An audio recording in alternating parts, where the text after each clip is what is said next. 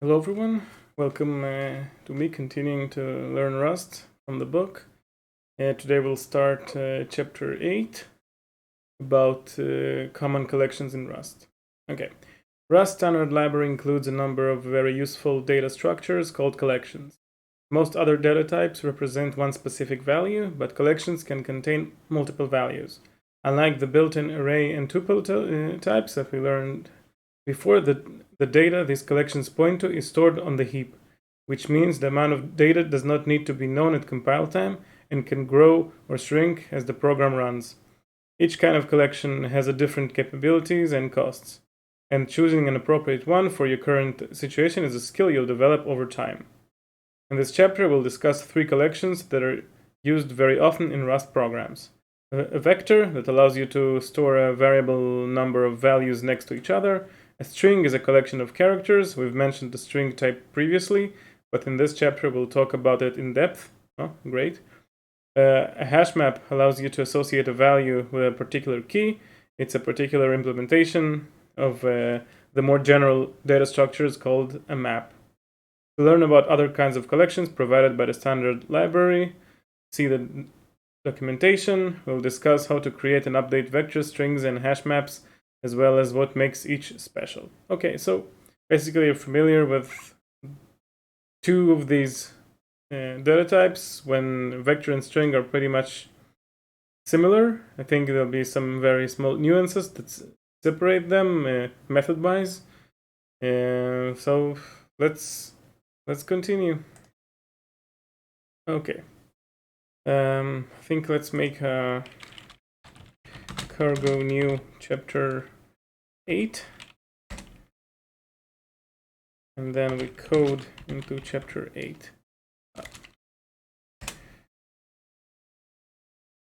Okay, go to the main. Excellent. Okay, the first collection type we'll look at is vector, vec-t, also known as vector. Vectors allow you to store more than one value in a single data structure that puts all the values next to each other in memory. Oh, this is good. We're already talking about the memory aspect of this.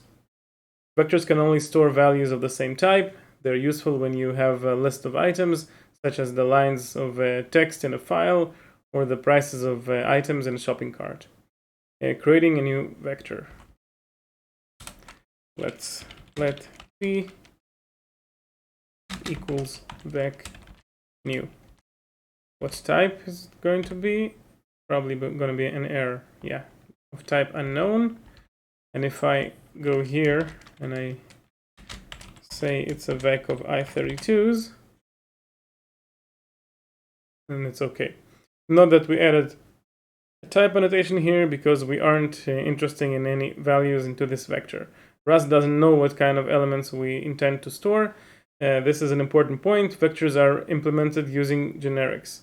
We'll cover how to use generics with our own types in chapter 10. I guess, yeah, these are the generic implementation.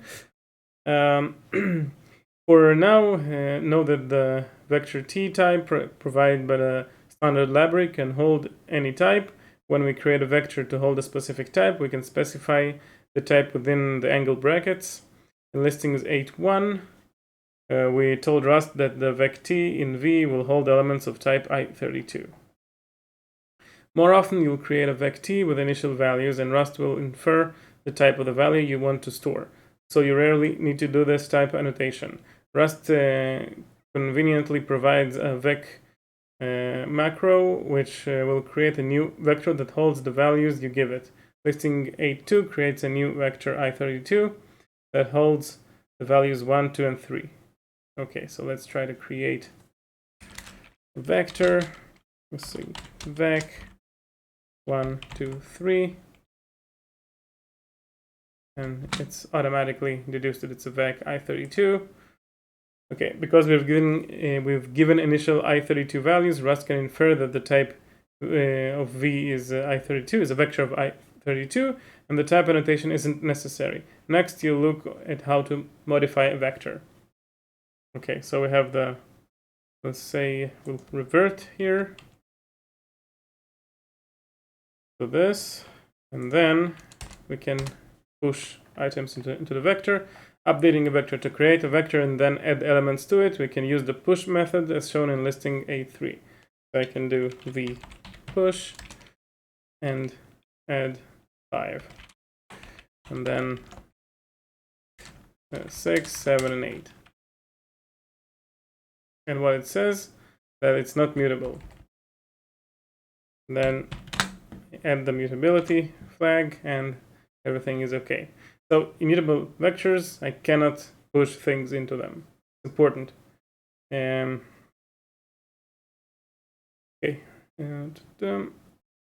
As with any variable, if we want to be able to change its value, we need to make the mutable using the mute keyword as discussed in chapter 3.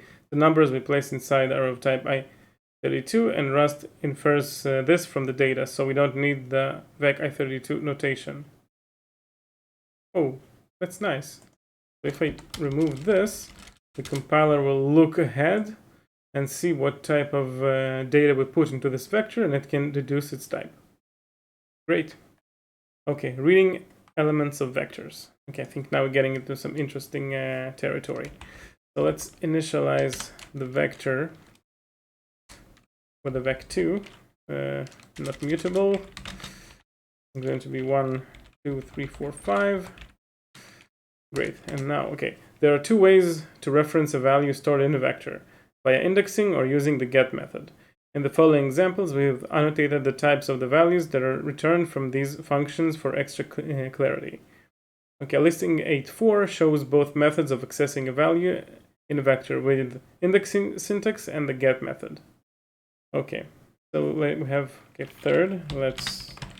Third is, I'm not going to type it, just to see. Okay, I can access this, and this is the third item from the vector, and it's a reference. And what if I'm doing this? Will be i32. Yep. Okay. So now let's print line. Third is third. Great. Okay, now let's do a new third. And that will be v get the third element. And now it's of the type option, because it might not be there. So we need to use a match statement, match this third, and see if there is some, like if there is a value inside the third, we'll print this. Add a 2 here, number 2. This will be number 1. And then none, print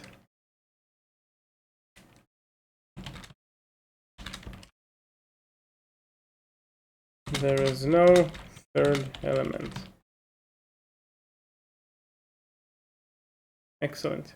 Now let's try to run this. Okay, 3 and 3, and if instead of third we're gonna, let's say, sixth element, and I try to run it, there'll be an error. So the panicked index out of bounds. So this is the first one. So if we do this, then everything will run correctly, but I'll have an error at the end. So this one can throw an error, can actually panic the program, and this one cannot. Okay, let's revert. Okay. Note a few details here. We use the index value 2 to get the third element because vectors are indexed by number starting from 0. Like most languages, using the ampersand and the brackets give us a reference to the element and the index value. When we use the get method with the index passed as an argument, we get an option that we can use with match. Notice that it's an option of a reference. So this is a reference as well. Like I will not hover here, but yeah, this is a reference. The reason Rust provides these two ways to reference an element is so you can choose how the program behaves when you try to use an index value outside the range of existing elements. As an example, let's see what happens when we have a vector of 5 elements and then we try access element index 100. Yeah, we already saw what happened here. So this will throw an error and this will throw a none option. When we run this code, the first will produce will cause the program to panic because it references a non-existent element. The method is best used when you want your program to crash if there is an attempt to access an element past the end of the vector. When the get method is passed an index that is outside of the vector, it returns a none without panicking. You would use this method if accessing an element beyond the range of the vector may happen occasionally under normal circumstances. Your code would then have a logic to handle having either some element or none, as discussed in chapter 6. For example, the index could be coming from a person entering a number. If they accidentally enter a number that's too large and the program gets a none value, you could tell the user how many items are in the current vector and give them another chance to enter a valid one. That would be more user-friendly than crashing the program due to a typo. When the program has a valid reference, the borrow checker enforces the ownership and borrowing rules covered in chapter 4 to ensure this reference and any other references to the context of the vector remain valid. Recall the rule that states you can't have mutable and immutable references in the same scope. That rule applies in listings 8.6. When we hold an immutable reference to the first element in the vector and try to add an element to the end, this program would not work if we also try to refer to that element later in the function. So we have this. We have the first here. That's a reference v. It's a mutable. Mutable, and then I'm getting first still okay. Then I try to push, and then it should error out. And yeah, this is not an error yet because I'm not using the first. And if I try to use the first, and this is first,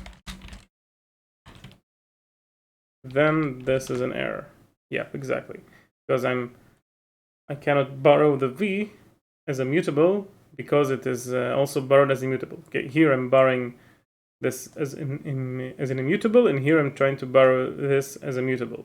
If I remove this line, then it's okay because I'm not using this borrowed item element of the vector.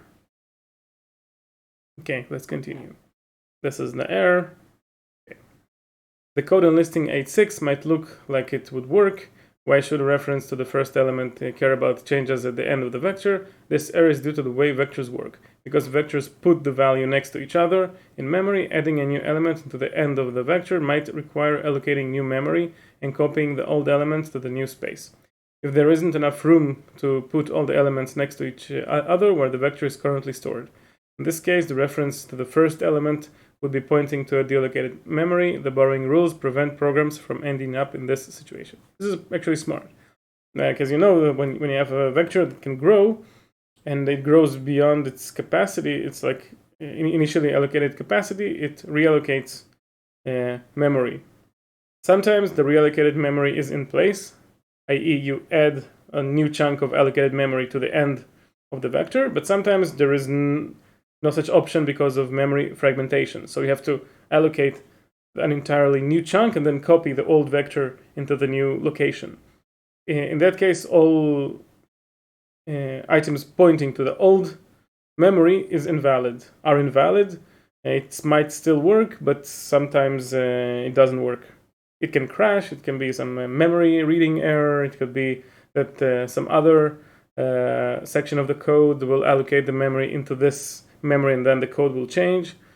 So this is good that Rust protects us from this kind of situation by disallowing us to use this kind of syntax where I'm borrowing an immutable value and then changing the original value. Excellent. Okay. Iterating over values of a vector. Oh. And let's delete this.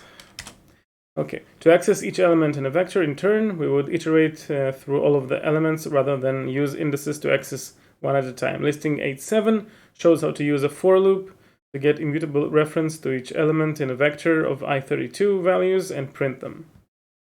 So for I in reference to v, print I. Oh. And then let's, okay, it's not mutable. So now if I run this, it works. And the question is, if I'm doing this, if I'm doing this, I'm basically, let's just try to print something.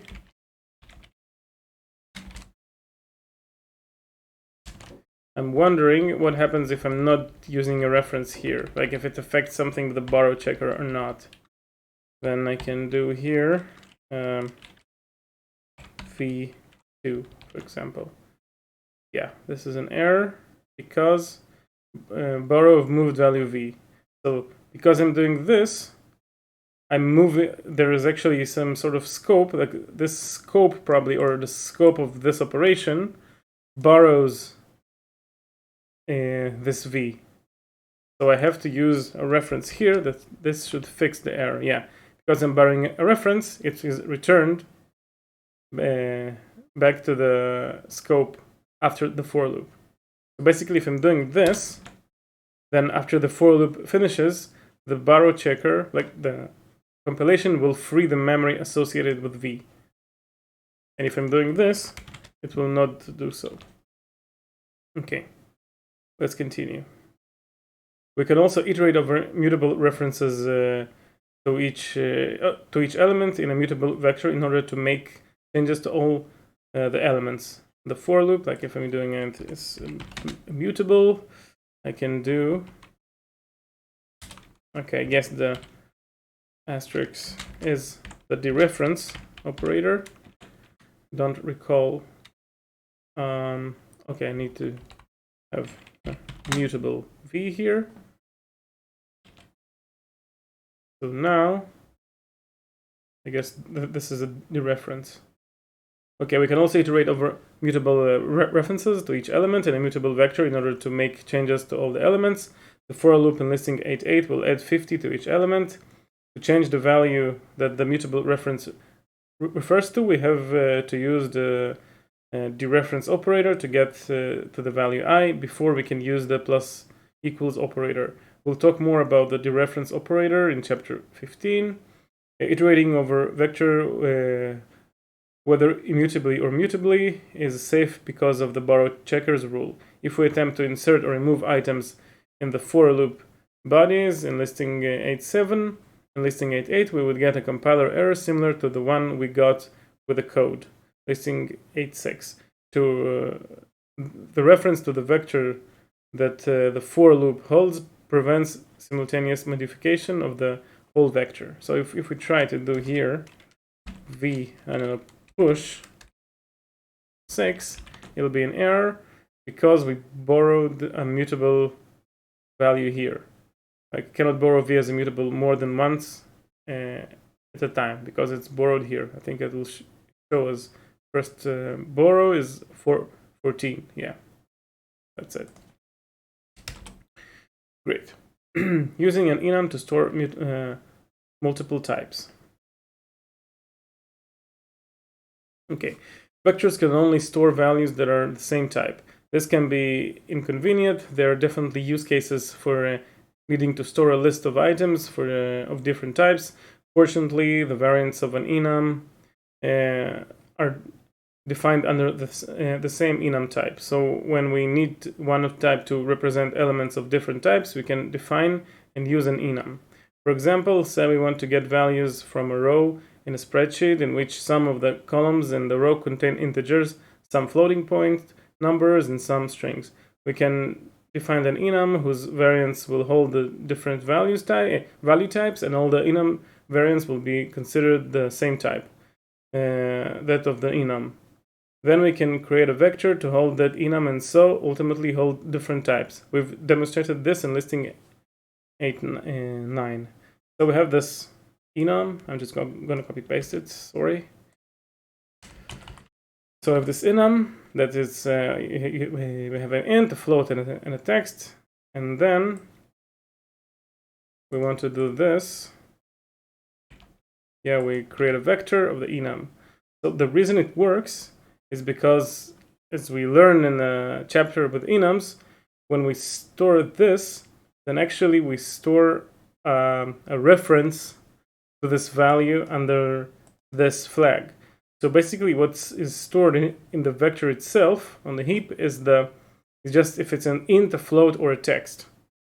So when I want to access the values, I still have to do another hop to the memory where this is stored. Yeah, so this is not like, in this case, the enum is not packed I32, F64, and then a string as an element. It's a pack of 3, actually, references, I guess. Like, probably the structure is a bit more complex than this, but the vector, what it stores, is like structs. Like if I'm trying to do a struct here, struct A, which has like, I don't know, let's say it's a reference. So we have like reference, int is called a reference to an I32. And then we have a float, which is a reference to what's in its F64. And then we have a string text, which is a reference, a slice, or a string. So this, I don't know, why doesn't it work? Missing lifetime specifier. Okay, we haven't learned about lifetime specifiers yet, I think. Constructing a name lifetime specifier.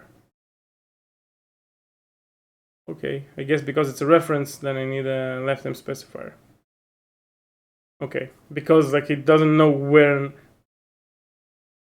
this data will sit. I need to like specify what's the lifetime. I guess we'll learn about lifetimes in more detail in the future, but this is I think the case here, that basically the enum holds this type of information. You have like structure with the different values of the enum, and each of them points to the data that is inside this value. And this is why we can do this.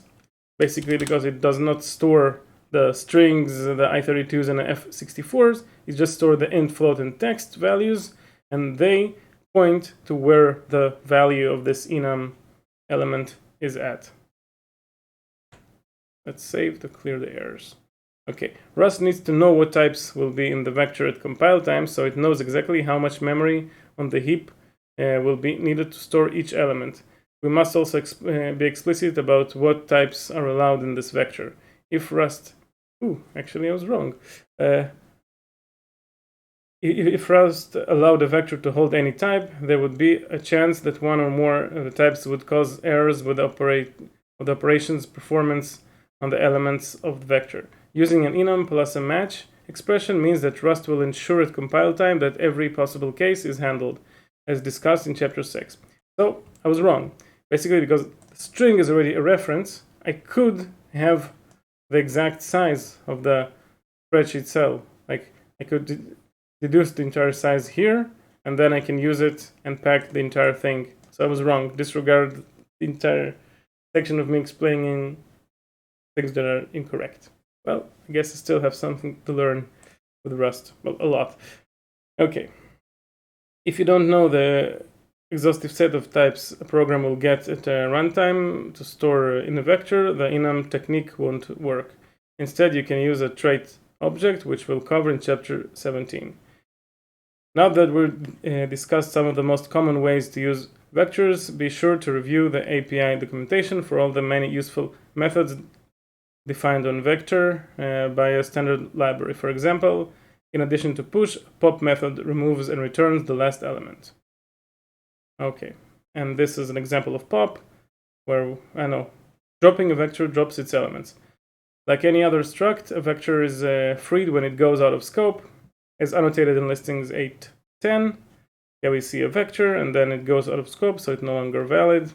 Makes sense. When the vector gets dropped, all of its content are also dropped, meaning the integers it holds will be cleaned up. The borrow checker ensures that any reference to content of a vector are only used while the vector itself is valid. Let's move on to the next collection type, string.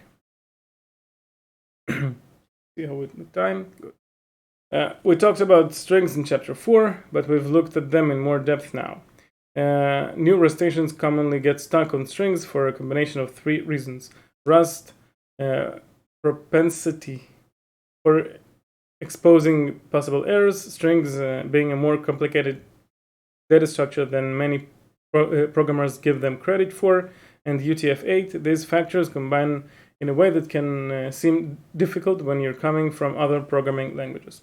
We discuss strings in the context of collections because strings are implemented as a collection of bytes, plus some methods to provide useful functionality when those bytes are interpreted as text. In this section, we'll talk about the operations of a string that every collection type has, such as creating, updating, and reading. We'll also discuss the ways in which string is different from the other collections, namely how indexing into a string is complicated by the differences between how people and computers interpret string data. Okay, so what is a string? We'll first define what we mean by the term string. Rust has only one string type in the core language, which is the string slice str. That is usually seen in its borrowed form, reference to str. In chapter 4, we talked about string slices, which are references to some UTF-8 encoded string data stored elsewhere. String literals, for example, are stored in the program's binary and are therefore string slices. The string type, which is provided by Rust standard library rather than coded into the core language, is a global, mutable, owned UTF-8 encoded string type. When rustations refer to strings in Rust, they might be referring to either the string or the string slice str types, not just one of those types. Although the section is largely about string, both types are used heavily in Rust's standard library, and both string and string slices are UTF-8 encoded. Okay, so let me jump back a little bit. I'll tell you why I was confused with the enum, because this and this are different sizes. I say this is of size probably we have 4 bytes, right? And this one is 8 bytes. And this one is most likely more than 8 bytes, probably 12 or 16 bytes. Or even more, because it has 3 values. Because it could be a slice, but it's more than 12. Okay, it has a size, but more than 12 bytes. So basically what confused me is that this vector stores one of these values at a time. So if I have a continuous memory, I need to know how much to jump to the next cell in order to get to the next value. Like, for example, if I have an int and then a string and then a float, I need to know that value number 1 sits like in memory 0000, for example, and then the next value sits here. Yeah, and let's assume that the string is 12 bytes, just for this example, and the string sits here. The string sits here. This is the string is here. This is the I32, and this is the F64. Yeah, and the next value, the next available value here, is I think 8 bytes. So it's in 18. Yeah, so basically, when I want to iterate, I will need to jump 4 bytes, and then jump 12 bytes, and then jump 8 bytes. which doesn't make sense. But I think I read somewhere that what vector does, it looks at the enum, and the size of the enum is the size of the largest element in the enum. So if the largest element is 12, so this goes here, and then I have 12, which is 0c here. And then we have 18 right here, and the next one, etc. So basically, even if I have an i32 enum, I'm using the entire 12 bytes here because the string is the largest item. And then I know when I want to go to I don't know, element 100 in this vector, all I need to do is do 100 times 12 and then add it to the location of the vector. So I think this is what I'm doing. I think I'm going to read offline to see if this is correct. And I'll maybe comment if this is the case or not. And if you know better, please comment. And sorry for the little detour. Let's go back to strings. Okay, creating a string. Okay, we already saw how we create a new string. So basically, many of the same operations available with vector t are available with string as well, because string is actually implemented as a wrapper around a vector of bytes with some extra guarantees, restriction, and capabilities. An example of the function that works the same way with vect and string is the new function to create an instance, shown in listing 811. So now I have mutable s string new. Basically, we already saw this in the previous chapter, in chapter 2, 3, or 4. I don't keep track. This line creates a new empty string called s, which we can then load into. Often we have some initial data that we want to start the string with. For that, we use the toString method, which is available to any type that implements the display trait, as strings literally do. Listing 812 shows 2 examples. So we can have them let data go initial string, which is the string literal, and then let s equals data to string. Yes, this is a string, is a reference to a string. It automatically takes this. Oh yeah, it's already like a slice. It takes this slice and generates another new slice. And we can also use this, right? Equals AAA and to string, which I think it's redundant, basically. The code creates a string containing initial content. We can also use the function string from to create a string from a literal string. The code in listing 813 is equivalent to the code from listing 812 that uses the toString. So probably string from and then initial content is the same. Okay, yeah.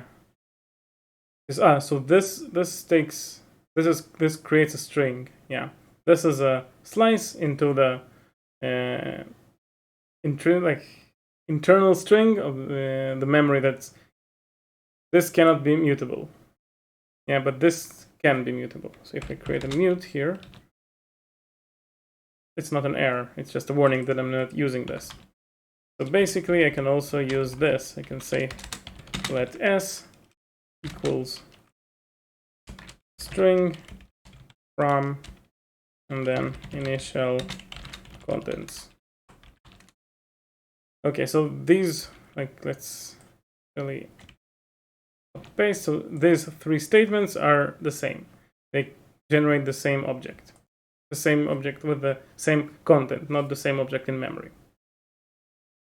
Okay, because strings are used for so many things, we can use many different generic APIs for strings, providing us with a lot of options. Some of them can seem redundant, but they all have their place.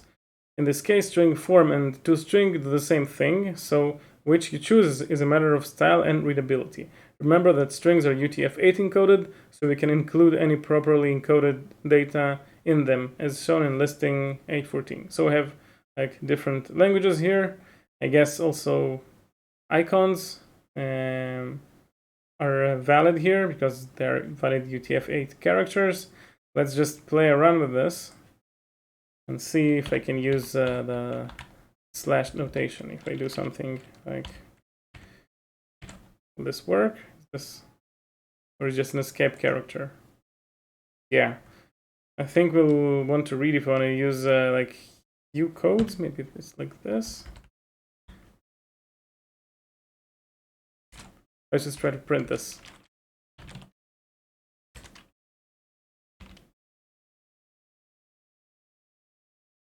Let's try to print and see what we get here. Okay, format of Unicode escape sequence. Wait, you can't see this. Must be like this. Okay, so if I'm doing this, and let's pick something that's an actual letter, and then run it. Okay, now we have uppercase H. Excellent. Okay, let's continue. Updating a string. A string can grow in size and its contents can change, just like the vector. If you push more data into it, in addition, you can conveniently use the plus operator or the format macro to concatenate string values. Appending with the string with a push, stir, and push. Okay, so we have a mutable string. Let's just remove the uppercase H here. And we have this and say push string, and then I can the bar here. Okay, but now it's an error because it's not mutable. So let's end the mute button, keyword here. Okay, so after these two lines, S will contain foo bar. Okay, well, in our case, initial content bar. And the push stir method takes a string slice because we don't necessarily want to take ownership of the parameter.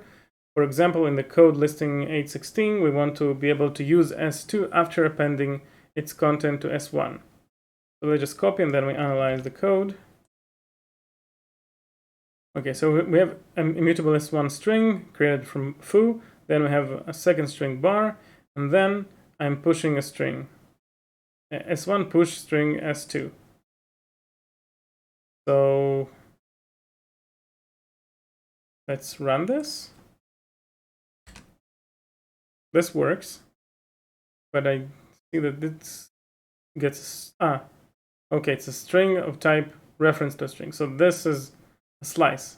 I'm borrowing a reference to a slice, like a slice basically. Okay. If the push method took ownership of S2, we wouldn't be able to print its value on the last line. However, this code works as we expected. The push method takes a single character as a parameter and adds it to the string. Listing 817 adds a letter L to a string using the push method. So let's just take the S1 here and push the character, this character. And it should still work. Great. Okay, as a result, S will contain LOL. Yeah, well, not in our case. Okay, concatenation with a plus sign. So now we have, ooh, that's interesting actually. So here, this is a code that works, and this is a reference. So I'm taking a reference to S2. What happens, I think now if not taking a reference, this will be problematic because consider borrowing here. Expected string, like a slice got string. Okay, let's read the explanation why this is not working like this. The string S3 will contain hello world. The reason S1 is no longer valid after the addition, and the reason we use the reference to S2 has to do with the signature of the method that called when we use the plus operator. The plus operator uses the add method whose signature looks something like this. Okay, so this is like it's an equivalent of calling S1 add S2. Okay, so we're using S1, we're borrowing S1, and then we're getting a reference to S2. Okay, in the standard library, you'll see add defined using generics and associated types. Here we've substituted the concrete types, which is what happens when we call this method with string values. We'll discuss generics in chapter 10. This signature gives us clues we need to understand the tricky bits of the plus operator. First, S2 has an ampersand, a reference, meaning that we're adding a reference to the second string to the first string. This is because of S parameter in the add function, like the second parameter, this parameter in the add function. Okay, we can only add a reference string to a string. We can't add two strings values together. Okay, but wait, the type of reference S2 is reference to string, not str. Really? Yeah, it's reference to a string as specified in the second parameter to add. So why does listing 18 compiles? Okay, it's a good point. So this is a string, and now I'm using the ampersand on a string. So like, let's let this equals this. So if I'm doing S2, I'm getting this type of reference to a string, and I'm passing it here, and we see that the add function takes a slice, a string slice, not a reference to a string. So let's see how this works out. The reason we were able to use reference S2 in this call to add is that the compiler can coerce the string argument into a string. We call the add method.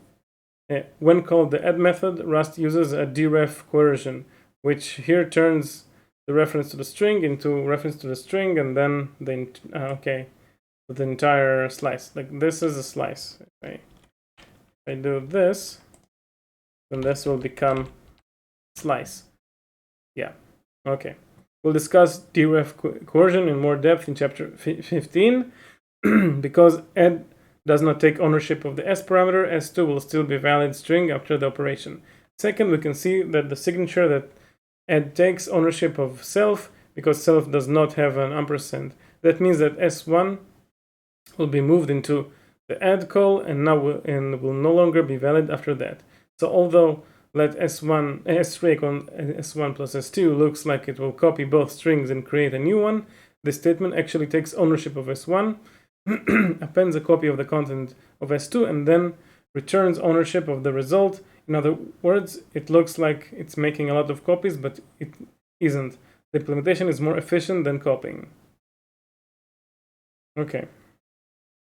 So basically, what they're saying is that the value of that this borrows S1, concatenates to S1 the S2, like adds memory and then copies from the slice of S2, and then returns and then creates a new owner of this memory in S3. Yeah, so if we want to preserve using S1, we can also use this, and it will still be valid. So if I do here, if I do print line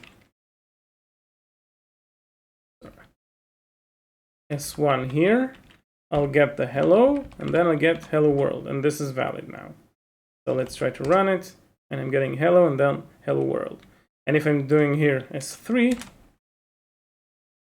then S1 is no longer valid. I can still use S3, yes, but I think for readability, we can shadow the S1 with a new S1 here. Let's revert. Okay. If we need to concatenate multiple strings, the behavior of the plus operator gets unwieldy. So I guess we chain this. Right, so let's copy it and see if there are any errors here. I guess there won't be, but we have S1, S2, S3, 3 strings. We take S1. I think after this, only S1 is not valid. So if I want to print S1, I'm getting an error. But if I want to print S2, okay. And if I print S3, it's also okay because these both of these are referenced. And that's it. And if I want to still use S1 as S1, I need to put here, and then I just shadow the S1. This is S1 is no longer valid because of this, but I'm creating a new S1 argument. And now we look at format. At this point, S will be tic-tac-toe with all of the plus and bracket chart. Sorry. It's difficult to see what's going on. For more complicated string combination, we can instead use the format macro. Okay, let's try to use the format here. The S1 is to S3 are the same.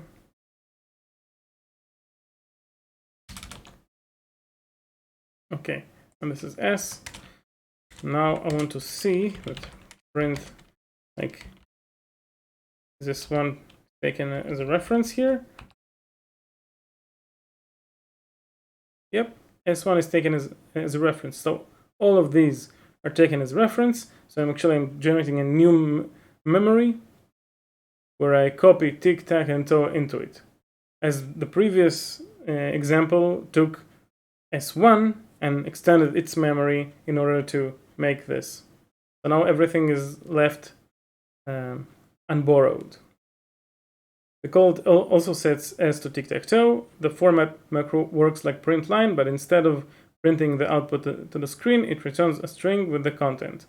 The version of the code using format is much easier to read, and the code generated by the format macro uses references so that this code doesn't take ownership of any of its parameters. Yes, but it does create more memory. Like now you have you have extra bytes in memory like this. So if you're memory efficient, best way is to do this kind of way. Okay, indexing into strings. In many other programming languages, accessing individual characters in a string by referencing them by index is a valid and common operation. However, if you try to access parts of the string using indexing syntax in Rust, you'll get an error. Consider the invalid code in 8.19. So I can't do this. Yeah, let's copy it to get the error. Just to see that we have an error here that says a type string cannot be indexed by integer. Okay, this is the error.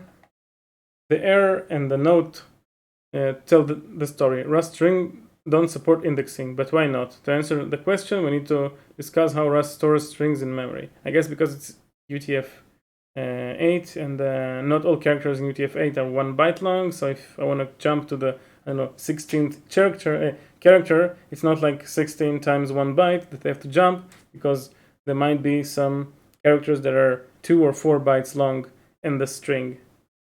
A string is a wrapper over a vec U8. Let's look at some of our property encoded the UTF-8 example. Strings from listing 814, first this one. In this case, len will be 4, which means that the vector storing the string hola is 4 bytes long. Each of these letters take 1 byte, then encoded in UTF-8. The following line, however, may surprise you. Note that this string begins with the capital Cyrillic letter Z, not the Arabic number 3. Okay, asked how long the string is, you might say 12. In fact, Rust's answer is 24. That's the number of bytes it takes to encode this word in UTF-8. Because each Unicode scalar value is that string, takes 2 bytes of storage. Therefore, an index into the string's bytes will not always correlate to a valid Unicode scalar value. To demonstrate, consider the individual Rust code. Here, you already know that the answer will not be 3 or Z. The first letter, when encoding UTF-8, the first byte of Z is 208, and the second is 151. So it would seem that answer would in fact be 208, but 208 is not a valid character on its own. Returning 208 is likely not what users want if they ask for the first letter of a string. However, that's the only data that Rust has at byte index 0. Users generally don't want the byte value returned, even if the string contains only Latin letters like ASCII. If this were a valid code that returned the byte value, it would return 4, not H. The answer then is that to avoid returning an unexpected value and causing bugs that might not be discovered immediately, Rust doesn't compile the code at all and prevents misunderstanding early in the development process. Okay, that makes sense because Rust strings are UTF-8 and UTF-8 are not always 1 byte long. Then going by index into the string is not wise. Think they're in Win API, and you have you can choose at compile time between what type of characters you have, but you can still access things like this, and it's a source of trouble. Okay, and another point about UTF-8 is that there are actually 3 relevant ways to look at strings from Rust's perspective: as bytes, scalar values, and grapheme clusters. The closest thing that we would call letters. If we look at the Hindi word written in the Bengali script, it is stored as a vector of U8 values that looks like this. That's 18 bytes, and it is how computers ultimately store this data. If we looked at them as Unicode scalar values, which are what Rust character type is, those bytes look like this. So we have 1, 2, 3, 4, 5, 6, 7, 8, 9, 10, 11, 12, 13, 14, 15, 16, 17, 18 values here. So each one of these characters is a 4-byte Unicode character. Yeah, each of those, and together they form this glyph. Okay, there are 6 character values here, but the 4th and 6th are not letters. They're diacritics that don't make sense on their own. Finally, if we look at them as grapheme clusters, we'd get what a person would call 4 letters that make up the Hindi word. Okay, and these are the characters. So basically what we have here is not only the letters, we also have this kind of marks that we see in Hindi, and I think I don't know if in Japanese it's part of the letter or not, but in Arabic and Hebrew, we see these marks that denote how you should pronounce the word, or if it has a different sound than the original letter. And UTF-8 manages all of this. If you're very interested, read it, just to be familiar with it. It's a big mess, but it's an orderly mess. But that prevents you from going into a single byte and then understanding what happens in a string, as we're used to doing in ASCII. Rust provides different ways interpreting the raw string data that computers store, so that each program can choose the interpretation it needs, no matter what human language data is in.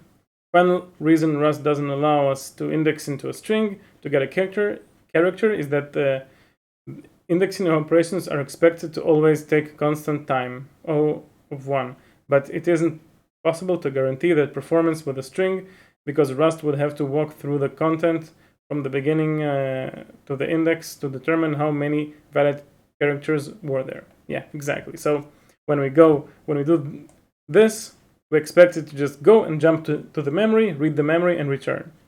But in case of strings, of Unicode strings, we'll have to traverse the entire string up until that point in order to get this data. Okay, let's move on. Slicing strings. Indexing into a string is often a bad idea because it's not clear what the return type of the string indexing operation would be: a byte value, a character, a grapheme, a cluster, or a string slice. If you really need to use indices to create string slices, therefore Rust asks you to be more specific.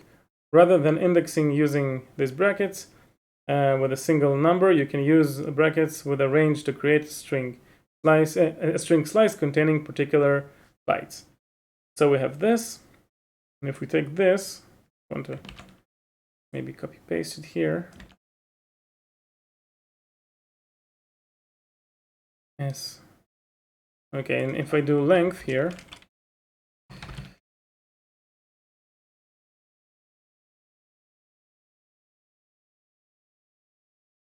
sorry, len, I guess it's not going to be 4. It's an error. I forgot this. It's 4 actually. Okay. Here S, and let's print it. To print. Okay, but it's only 2 characters. Okay, here S will be a string slice that contains the first 4 bytes of the string. Earlier we mentioned that each of these characters was 2 bytes, which means S will be, only this. If we were to try to slice only part of the character bytes with something like hello this, Rust would panic at runtime in the same way as if an invalid index were accessed. Okay, so if I'm trying to do this, because, let's try to run this, and I have a panic. Let me show you the panic here. Panic at byte index 1 is not a character boundary, because it's not a character boundary. Okay. So if we're to try to slice only part of the character bytes, something like this, it will panic, and this is the error. You should use ranges to create string slices with caution, because doing so can crash your program. Method for iterating over strings. Okay, the best way to operate on pieces of string is to be explicit about wherever you want characters or bytes. For individual Unicode scalar values, use the chars, I don't know how to pronounce, method. Calling this method on this separates out and returns 2 values of type character. And you can iterate over the results to access each element. Okay, let's try this, but let's do it another way. Let's just use the hello to do this. So now let's run this, and we have each letter here. Great. Also, let's print the length.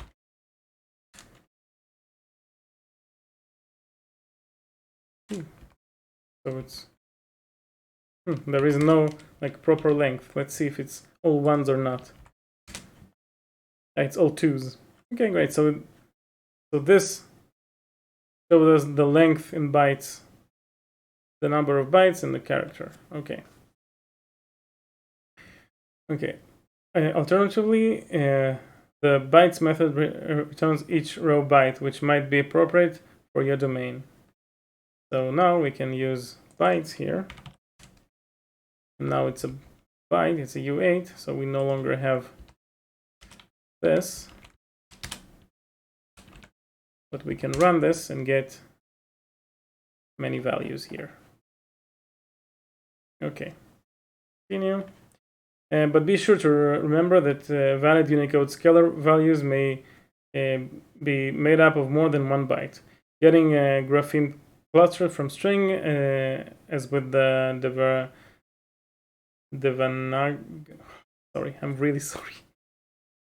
Devanagari script is complex, so this functionality is not provided by the standard library.